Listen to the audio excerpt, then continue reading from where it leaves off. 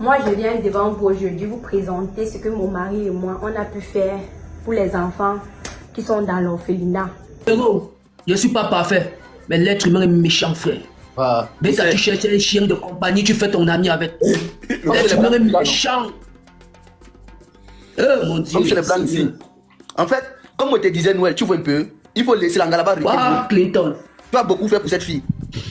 Tu as beaucoup fait pour elle. J'ai eu un jeton que je pouvais moi prendre de la route. C'est que je sors du pays. Clinton. Voilà mon merci ça fait aujourd'hui. mal, ça fait mal. Il y a que ceux qui sont amoureux, qui n'ont jamais été amoureux, vrai, pour les poutres. Ouais. Si tu reconnais que j'ai donné un beignet à ton enfant, tu ne devais jamais acheter. Clinton, Dieu. Mais c'est pas grave. Dieu seul fera mon pas là. Vous avez raison. J'ai mal fait, j'ai tort. Je m'excuse devant vous tous. Tu ne vois pas si Excusez-moi. de tapotage, on coupe les commentaires. Excusez-moi, j'ai eu tort. Et je demande encore à la soirée maman qui est montée que c'est sa fille. Elle misérait. Quand même, nous on galérait, vous n'étiez pas là. Aujourd'hui, vous faites comme si vous l'aimez. Elle a abandonné ma formation que j'ai payé mon argent. Payé là une formation. J'ai perdu l'argent, l'école de l'enfant. Payé, envoyer l'enfant à l'école. Les mots là ne vont pas l'aider. Ce n'est pas ça le plus important. Cynthia, si tu m'écoutes dans le live, sois sage. Sois Ne pleure pas, ne sage. pleure pas. On est en train de t'utiliser. Sois sage, princesse. Sois très très sage. Noël, ne te sous-estime pas, il faut te comprendre. Merci pour les commentaires. Ils doivent J'ai mal. Ne te sous-estime pas, Goda. Les autres ne peuvent que parler là-bas, ils ne peuvent que dire ce qu'ils pensent, mais eux-mêmes, ils n'ont pas le courage d'afficher leurs propres relations. Essuie d'abord tes larmes. Essuie tes Ils ne larmes. peuvent pas afficher leurs relations parce qu'ils ne connaissent pas la douleur qu'il y a dans ça. Et nous qui avons affiché, on a pris des risques. Des gros risques. Des gros risques. Ne pleure pas, Bouddha, sois fort. Ça va aller. Mais toi-même aussi. La tu mère vas qui est comprendre. montée en live là, j'ai vu une vidéo qu'elle a fait. Mais dit, oh ta seigneurie, ta sténérité. Donc tu vois quelqu'un qui a envie de descendre. Mais ma mère, c'est que tu dis c'est vrai. Tu as oublié l'autre, la Bruno Coxy. Juste quelqu'un. Tu as oublié l'autre, la Bruno Elle, Coxy. elle a dit que tu fumes encore. C'est ça que moi, je n'ai pas compris. Que, mais Tu as oublié. pourquoi elle fait tout ça? T'appelles ça, elle fume avec lui. Non, fumer c'est rien, père. J'aspire seulement la cocaïne, fumer c'est rien. Elle a oublié l'autre, la sténérité et la Bruno Coxy. Elle a oublié l'autre là. Noël. Pourquoi ma c'est qui dit la raison? Parce que depuis l'appel à fille, elle ne découche pas. Mais je vous ai dit, dit ça depuis Lorenzo que Noël, il est clair. Il est en train de parler. Il vous a dit ce qu'il a fait qui n'est pas bien. Un homme qui se place en a dit que oui, je l'ai trompé. Mais il a dit des choses. Il n'est pas bien. Un homme qui a dit que oui, je l'ai trompé. Moi. Tu Parce vas, que ceux qui je veulent. dis qu'à un moment donné, ici, je vais te dire, Non. baisse. Et tu vas baisser. Ceux qui Tu vas libérer pensent ton cœur. connaître ma vie. C'est maintenant que je vais vous dire des versions, des saisons de ma vie que vous ne connaissez pas, et pas en positif, hein, en négatif. Donc allez éteindre vos gaz, vous vous asseyez. Oui, il faut éteindre, éteindre. En tout cas, ça veut dire, selon ce que tu viens de nous expliquer, tu as vécu une scène super traumatisante. C'est ça qui a en fait été le déclic dans ton cerveau et qui t'a fait réaliser en fait que c'était pas le bon chemin, c'est ça? Non, c'est pas ça. Qu'est-ce qui a été le déclic alors? Donc le déclic, c'était que j'ai vu que ma vie vraiment n'avait plus de sens.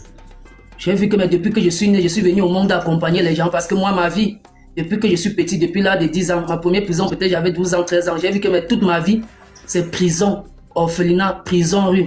Et j'ai décidé que mais il est temps pour moi aussi, je peux aussi jouir du bonheur, je peux aussi me responsabiliser, je peux aussi me mettre sur le droit chemin. Et c'est là où j'ai décidé, et Dieu m'a visité dans une prison que je ne pensais pas sortir en vie. Je pensais qu'on pourrait me donner même une peine à vie parce qu'il n'y a plus la peine à mort. Mais Dieu est grand, et j'ai dit toujours ça. On n'a pas deux histoires et c'est mon histoire. Personne n'a. Je n'ai pas besoin que quelqu'un m'aime parce que moi, j'ai échoué seul. Je suis tombé seul. Je me suis relevé seul et je vais réussir seul. Je n'ai pas besoin que quelqu'un m'aime. Que tu m'aimes, que tu ne m'aimes pas, ça ne me donne pas le souffle de vie. Je rends grâce à Dieu déjà pour celui que je suis. Parce que beaucoup de personnes me connaissent déjà. Donc je suis déjà fier de moi. Avant, personne ne me connaissait. D'accord. Et le déclic justement arrive à ta sortie de prison ou étant toujours en prison. Non, c'est depuis la prison que Dieu m'a visité et j'ai pris conscience. J'ai pris conscience en prison, parce que c'est une prison que minimum, dans ma tête d'abord, je savais que si on a trop pitié de moi, on me donnait 10 ans. Si on a trop pitié, mais pas à la grande surprise, le gars, quand on a bagarré, le tchouké, ils étaient dans la rue comme moi. Que c'est les enfants de la rue, pourtant c'est les enfants que le père a mis 1 million, 2 millions, 3 millions, ils ont pris, aller manger, c'est fini, il est resté dans la rue. C'est quand il y a les problèmes, que sa famille sort, ils oublient même ce qu'il a fait pour fuir la maison. C'est là ils ont négocié, ils avaient les avocats. Et moi, je n'avais personne, même avec les agents. Et ils étaient à la barre. Mais à ma grande surprise, pas d'avocat, personne. Moi-même, je me défendais seul.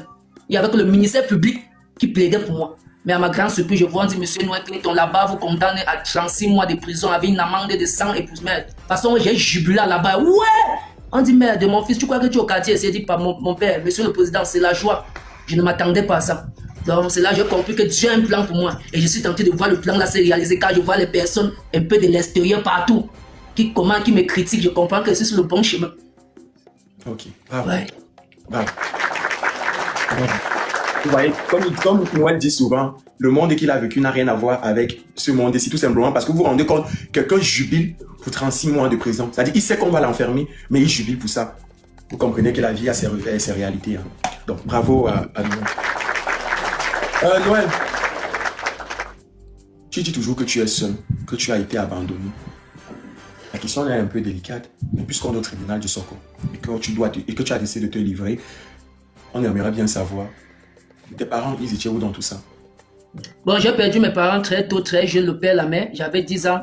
Non, on vivait à Bonabéry. Je suis un gars de Bonabéry. Je suis né à Douala. Bonabéry, garage au non. À 10 ans, j'ai 2 petites sœurs. Mon père a laissé une maison avec les locataires, mais à ma grande surprise, le gouvernement est venu casser. Et je suis né dans une famille où mon père, mes parents sont morts. Les frères et sœurs cherchaient à prendre même la maison là. Bon, moi, j'étais un obstacle parce que déjà étant tout petit, la souffrance m'a rendu rebelle. J'étais un rebelle.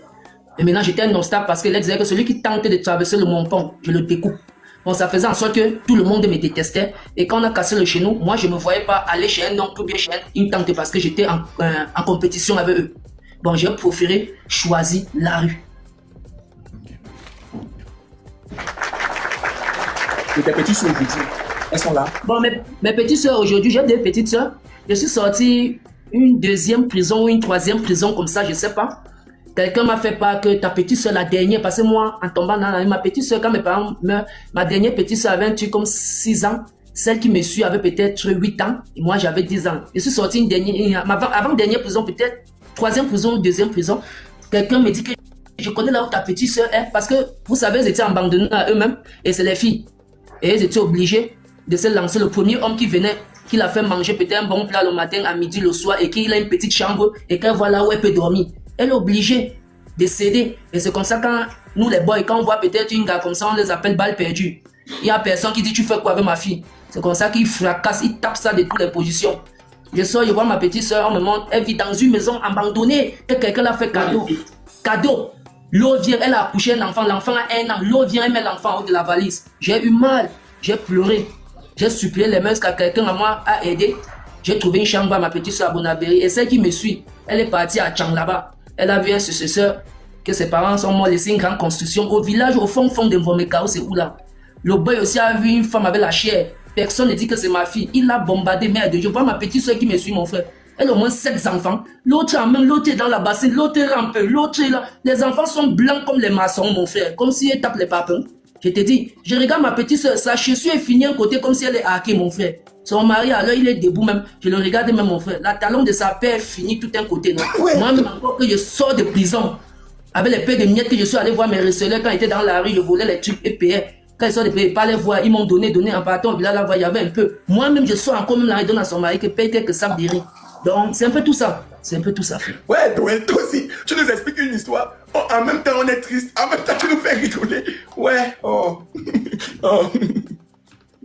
Bon, c'est une histoire très triste, hein, parce que franchement. Et aujourd'hui, vous avez des relations, vous avez quand même gardé des relations, vous êtes en contact. Ouais, on a des relations, non? Vous avez vu, mes parents étaient morts depuis. On faisait les funérailles récemment, on m'a fait signe. J'ai même publié dans ma part, il y a certains individus, comme l'homme noir, c'est que c'est le schéma, ceci. Je suis allé au village, j'ai fait ce que je pouvais faire. J'ai aussi donné ma part à mes petits soeurs, on a fait notre maison du deuil, tout et tout. Parce que mes parents, en mourant, quand on faisait vraiment le deuil, j'étais incarcéré dans les 4 rues. Toi qui regardes, n'oublie pas de liker et de commenter. Vraiment, si tu n'es pas encore abonné, fais-le.